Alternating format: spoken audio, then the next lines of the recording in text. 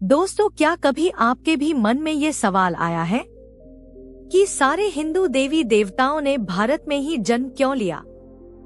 सारे देवी देवता भारत में ही क्यों हैं?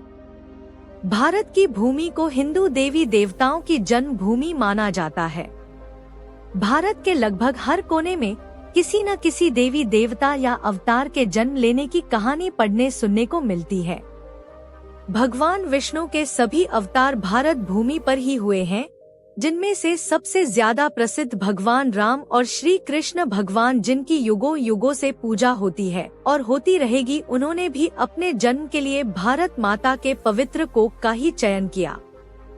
ऐसे में यह सवाल उठता है कि आखिर वह कौन सा खास कारण है जिसके चलते हिंदुओं के तमाम देवी देवताओं का जन्म भारत वर्ष में ही हुआ, जब हिंदू धर्म के अनुयायी भारत के अतिरिक्त भी दूसरे देशों में भी हैं।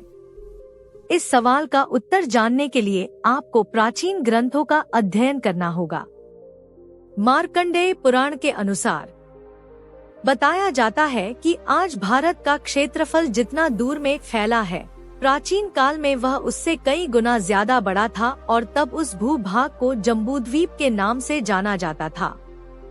मार्कंडेय पुराण के अनुसार जम्बूद्वीप उत्तर और दक्षिण के बजाय मध्य के क्षेत्र में सबसे ज्यादा फैला हुआ था और फैलाव क्षेत्र को मेरुवर्ष या फिर इलावर्त के नाम से भी लोग जानते थे।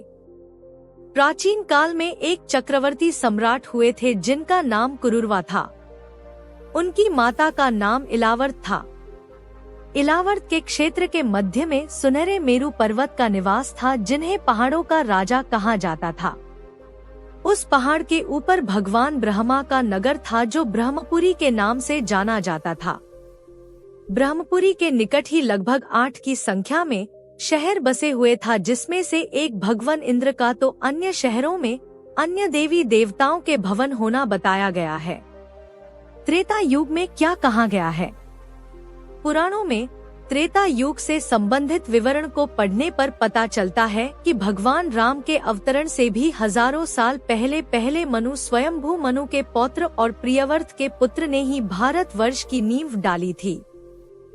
उन्होंने ही इस भारत को बसाया था। उस काल में इस भूभाग का नाम कुछ और ही था। कुछ लोग मानते हैं कि इस भारत देश का नाम भगवान राम के नाम पर पड़ा है, लेकिन धर्म ग्रंथों में इस संबंध में अलग अलग मत देखने को मिलते हैं। इसके अनुसार अलग अलग ग्रंथों में भारत की उत्पत्ति के संबंध में अलग अलग विचार पढ़ने को मिलते हैं। वायु पुराण में बताया गया है कि प्राचीन काल में कोई महाराज प्रियव्रत थे, जिनकी अपनी कोई पुत्र संतान नहीं थी। इसलिए उन्होंने अपने नाती, जिसका नाम अग्निद्र था, उसे गोद ले लिया था, जिसका लड़का नाभि था। नाभि की पहली बेटी मेरु से जो बेटा पैदा हुआ उसका नाम ऋषभ था। इसी राजा के पुत्र भरत हुए और इन्हीं के नाम पर हमारे देश का नाम भारत वर्ष पड़ा। प्राचीन काल का भारत देश का क्षेत्रफल काफी विस्तृत क्षेत्र में फैला था और इसमें कई बड़े देश जैसे पाकिस्तान, अफगानिस्तान, श्रीलंका, बांग्लादेश, भूटान, नेपाल, ईरान, इराक और चीन की कुछ भाग भी भारत के अंदर आता था। हिंदुओं के मंदिर केवल भारत में ही नहीं, बल्कि दुनिया के अनेक देशों में देखने को मिलते हैं। भारत के अलावा इन देशों में स्थित है हिंदू मंदिर। दुनिया के ऐसे कई देश हैं जहां प्राचीन मंदिर के प्रमाण मिलते हैं, और भारत के अतिरिक्त भी बहुत से ऐसे देश हैं जहां आज वर्तमान समय तक सनातन हिंदू धर्म के रीति रिवाजों के अनुसार पूजा पाठ किया जाता है। थाईलैंड के राज परिवार पर सदियों से हिंदू धर्म का गहरा प्रभाव रहा है। वहां के निवासी थाईलैंड के राजा को आज भी विष्णु भगवान का अवतार मानते हैं।